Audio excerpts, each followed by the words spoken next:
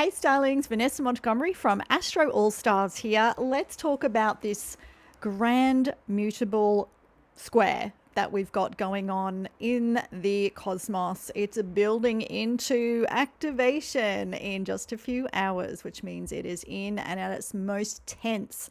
So the most tense aspect that we have in astrology is a grand square. A mutable grand square is the lesser of three.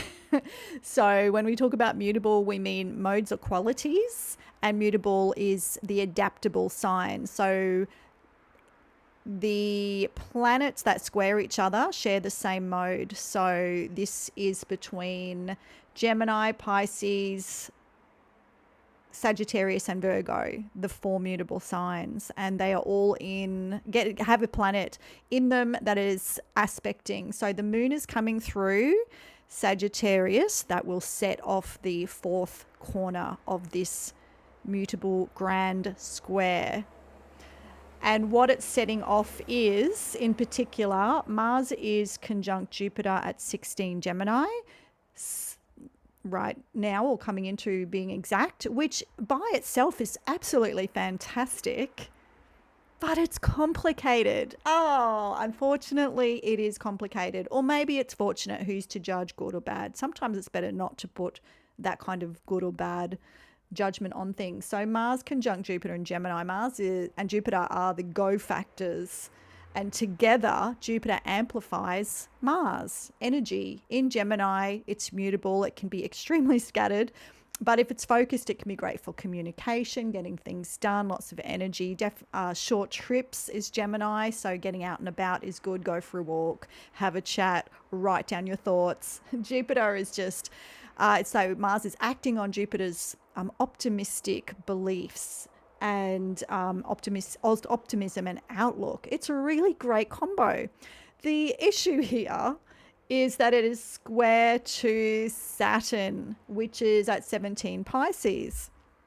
So while the Jupiter-Mars conjunction is the one that's becoming exact, they're a very close orb to a square. So it's a pretty tight square to Saturn in Pisces. So Saturn is limit and restriction in a square. The most tense aspect is you get the difficult side of it, which is that limitation, restriction, obstacle can be a key word. So you've got to think about, well, what does Saturn want Mars and Jupiter to do? What does Jupiter and Mars, what does the go principle, what do you have to do to get going? Saturn really needs you to do it properly. You cannot cut corners. And guess what Mars and Jupiter want to do in Gemini?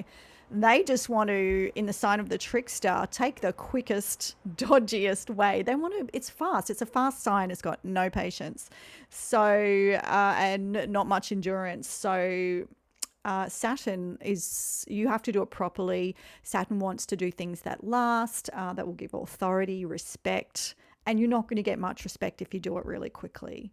So there's that. In Pisces, you've got to take into consideration people's feelings, sensitivity, that other level. You know, Gemini might be just the facts and skimming across ideas, but Pisces as well, what's the psychic underlay, or what's the emotional underlay, or what is the hidden component that's underneath the aquifer? It's a water sign. I always find Gemini and Sagittarius can be like the rational sort of logic and facts is Gemini. Sagittarius is the meaning, but why they square Pisces is that Pisces is it's a real essence. It's that feeling. It's Gemini and Sagittarius are trying to find words for it, whereas Pisces is the poet. So it finds images and dance and, you know, gets the feeling across through art, high art. So, you know, that's the thing. You could just experience this as frustration for your energy, depending how it's falling in your chart. You could run into an obstacle. You could, again, depending how it falls in your chart and activates your chart. Is it landing onto other planets, squaring other planets, trining? There might be a way out. So speaking of a way out, the moon moves very quickly. So it's moving in as a trigger to really trigger this. In Sagittarius, in Yeah, in Sagittarius, currently it's at 15, but or soon it'll be 15. So in this example, it's 29 degrees Sagittarius. So this is exact. I'll just say New York, 1:21 p.m., 14th of August, which is Wednesday. Here in Australia, it's Thursday, 2:21 or 2 a.m., 15th of August. 1:22? Why have I put 2:22? I think it's 1:22. Anyway, in the morning, we'll all be asleep, most likely. So it's coming up. So what was I saying? So each of these placements has no positive flowing aspects, which could be a way out, except for the moon that's coming through. And the moon is trining the easiest flow to the sun right now, which is in Leo. So to me, that moon is actually giving us, although it's activating, it is giving us the escape hatch, which is that sun in Leo. So what does a sun in Leo want? It is a vehicle for creativity, expressing the self creatively, maybe having some fun. I've been literally helping to plan a Leo's birthday party, so that seems really on brand.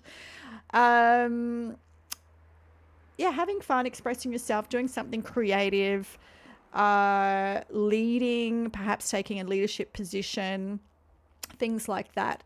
The other point of this grand square is Venus, which is at 11 Virgo. And so that means Venus is opposite the Saturn in the Pisces, the moon in Sagittarius is opposite the Mars, Jupiter in Gemini. So with a grand square, you also have two crossing planets. So you've got oppositions and squares, which makes it, extra, the most. So Venus in Virgo, we say Venus is in detriment.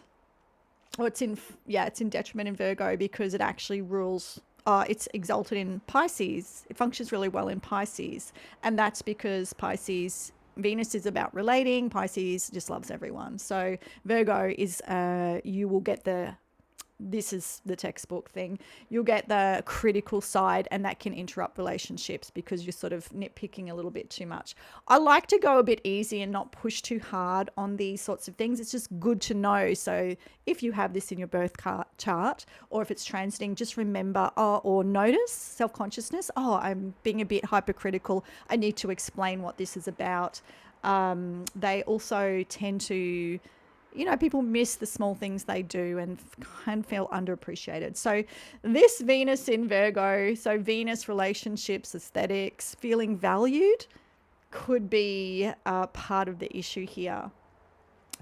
Square Mars, Jupiter, square the moon, opposite Saturn. Again, the way out is just to shine like the sun. It's not looking for validation. It's just be validation. Channel that confidence, step up. I have a great guided meditation on my podcast going into the solar plexus, and I highly recommend that because that might get you into that place. And have fun, have a great day, and just have that conscious awareness is one of the best things about astrology is. I think it just helps you become conscious about things. I'm feeling frustrated, or there's that block, or I really want to take this big leap of faith, which is Mars in Jupiter, or say the big thing, and feeling blocked, or maybe feeling a restriction within yourself, so you can identify that more. I hope that helped. Take a look at my book, Astro Power, to learn more about prediction. So you'll need to learn about what the planets mean, the archetypes, and these aspects. And that will get you there. Thanks so much for listening. This is Astro All-Stars. Vanessa Montgomery. Stay cosmic.